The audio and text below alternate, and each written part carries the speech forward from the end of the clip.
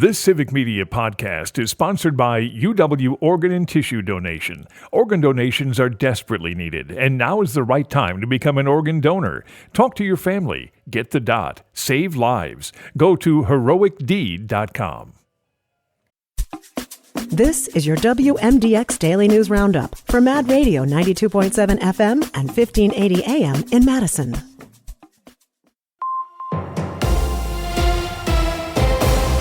For 92.7 WMDX News, I'm Savannah Tomei Olson. It's a big day today, the inauguration of a new president, and it's a holiday. To celebrate Martin Luther King Jr. Day, kids don't have school. There's a big celebration tonight at the Overture hosted by the King Coalition. That's Madison's and Dane County's official observance of the holiday, so our leaders will be there, Mayor Satya Rhodes Conway and Dane County Executive Melissa Agard. There are speakers, advocacy groups, and they'll honor two people with the MLK Humanitarian Award, Dane County Emergency Management Director Charles Tubbs and local health advocate Sheree Wallace. The coalition is also hosting middle school students for a day of service. Meanwhile, we have the transfer of power today in the nation's capital. One of the biggest stories over the weekend was the TikTok blackout and subsequent return. Users got a message thanking the incoming president for assuring the company that the app will be safe. But get this, before it returned, one Wisconsin man was so upset about the TikTok ban, he turned to arson.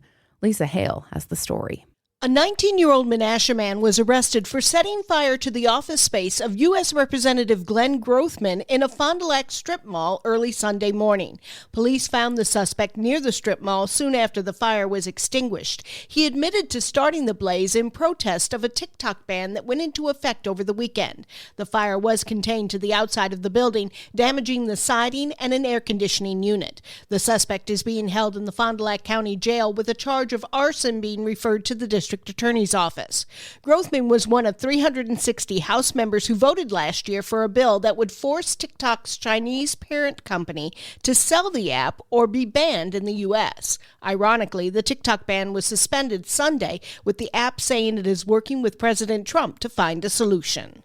Over the weekend, protesters braved the cold and filled the state capitol in protest of the new presidential administration. There were more than 300 local versions of the People's March across the country, formerly the Women's March back in 2017. One of those marches was Saturday here in Madison. Hundreds pushed for the rights of women, workers, trans folks, and immigrants, and justice in housing and for the climate. It was so cold, they moved inside the Capitol Rotunda, where some reports said their chants echoed off the walls. It's the coldest weather we've had yet. Overnight, temperatures dipped to 13 below zero, and that's just the temperature, not the wind chill. Once we hit wind chills of about 20 below zero, you can get frostbite within 30 minutes. Tomorrow, our high is 1, and things will start to get a little more reasonable on Wednesday. 2 Madison shelters are currently operating under cold weather night rules, which means they won't turn anyone away due to capacity limits or suspensions. That includes Porchlight Men's Shelter and the Salvation Army Women's Shelter. Meanwhile, Middleton has open warming centers, and because today's a holiday, City Hall, the library, and the Senior Center are closed. They'll be back open tomorrow. Today, people can still stay warm at the police department and the fire department. This is the kind of weather where pipes can freeze fast and burst. Meteorologist Brittany Merlot has more on what you should do to prevent that in your home.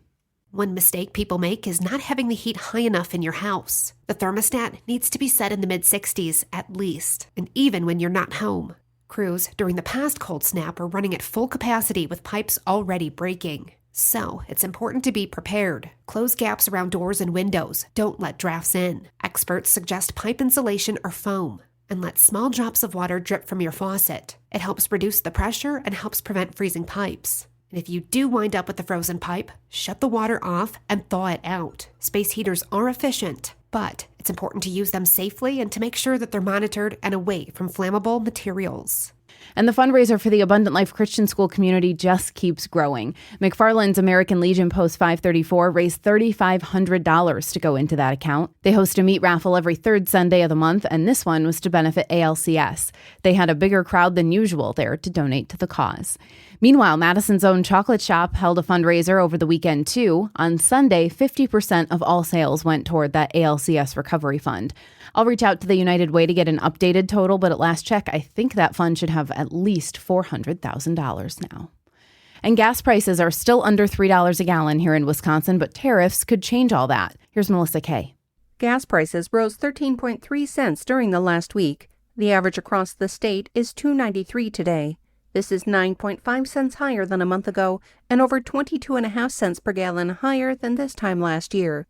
The national average also rose during the last week, with that average at $3.09 today. Oil prices have reached their highest level since July, driving the national average up. Officials at Gas Buddy say with President Trump's inauguration this week, there could be price impacts depending on the executive orders he is preparing to sign. They will be closely monitoring potential impacts with the threat of tariffs and possible retribution from Canada. Higher prices could begin in a few weeks anyway, with the traditional seasonal rise. And I've seen more and more of them at the curb these last few days. Remember, if you still have your Christmas tree, this is your last chance to have it picked up. The Madison Streets Division will have crews grabbing them all week starting tomorrow because today's a federal holiday. You can set your tree out at the curb and they may pick it up with your garbage this week. The Bucks extend their winning streak. Hi, I'm Mike Clemens with sports. NBA, the Milwaukee Bucks with another decisive win at home, 123-109 over the 76ers. Giannis Antetokounmpo led with 35 points, but he pointed out that Philadelphia was shorthanded. No Paul George, Kyle Lowry, Joel Embiid, all out with injuries for the 76ers. Therese Maxey had 37 points for Philly. I got to give them credit. They played hard. They didn't have their main guys, so the guys that came in played extremely hard, played together, they made shots, so that's why they were able to have a chance to stay out in the game. And the leader of their team, Maxey, played incredibly. He was facilitating, he was being aggressive, he was getting downhill.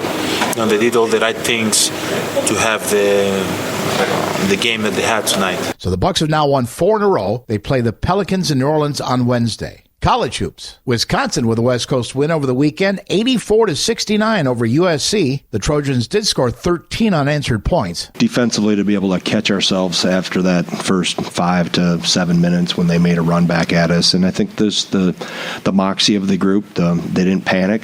I think that's what makes this team really, really good, is that we have a lot of pieces and a lot of weapons. That's Badgers head coach Greg Gard with Sports. I'm Mike Clemens.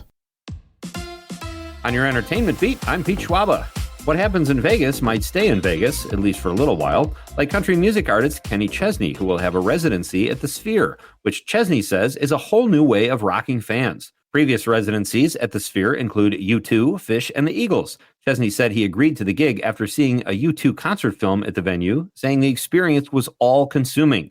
Chesney will perform at the Sphere this coming May 22nd through June 14th. For fans of the show Severance, the waiting is over. Season 2 finally premiered last Thursday night on Apple TV after a 3-year wait. The sci-fi thriller has a stellar cast, which includes Britt Lower, Patricia Arquette, John Turturro, and Christopher Walken. New episodes drop on Apple TV on Thursday nights at 2 a.m. Central Time. Set your alarm or get the coffee going, folks. Hollywood is still mourning the loss of director David Lynch. Tributes have inundated social media the last several days for the Oscar-nominated creative force behind Eraserhead, Blue Velvet, Lost Highway, The Elephant Man, and The Straight Story. Lynch's colleagues are also paying tribute. Sopranos creator David Chase says no one who creates a long-form drama on TV was not influenced by Lynch's iconic Twin Peaks. Lynch was a one-time Wisconsin resident and passed away last Thursday at the age of 78. Speaking of Lynch, actor Kyle MacLachlan says he owes his entire career to David Lynch. The director cast the now 65-year-old actor in Blue Velvet and also made him the lead actor in Twin Peaks. MacLachlan called David Lynch the most authentically alive person he's ever known. That is some serious praise. The third installment of the 28 Days franchise, titled 28 Years Later, opens in June 2025. Sources say despite the new chapter's $75 million budget, part of the new film was shot on an iPhone 15. This would make 28 Years Later the most expensive film ever to use smartphone technology, at least for cinematic purposes. We've come a long way since movies used to use flip phones. Just a little over a year ago, in late 2023, Norman Lear was being praised by everyone in Hollywood after his death at 101 years old. But Sally Struthers, who played Gloria on All in the Family, says that she was not a huge fan of Lear. During a recent appearance on the Let's Talk About That podcast, the 2-time Emmy winner says Lear told her she was only cast because she had blue eyes and a fat face like Carol O'Connor, who played her father, Archie Bunker, on the show. Words hurt, even with 2 Emmys and a big bank account. For more showbiz fun, tune into Nightlight with me, Pete Schwaba, weeknights from 6 to 8 p.m. on the Civic Media Radio Network. Partly cloudy today. We'll get to around 2 above for a high this afternoon, but that wind chill factor will be pushing minus 15 to minus 25 for a good chunk of the day. Tonight, 12 below with a wind chill to minus 30. Tomorrow, mostly sunny with a high of 1 above. I'm meteorologist Sean Cable. Currently, it's 5 below. That's your WMDX Daily News Roundup from Civic Media. Subscribe to this podcast on Spotify, Apple, or wherever you find your podcasts. Find more news at mad.radio. The national news cycle never stops, but it can be hard to find news about your local community. Civic Media is dedicated to providing quality local and state news coverage across Wisconsin. With the Civic Media app, you can get notifications about local stories that matter to you and your community. Find the free Civic Media app in your phone's app store and choose notifications from the menu to tell us what kind of news you want to hear about.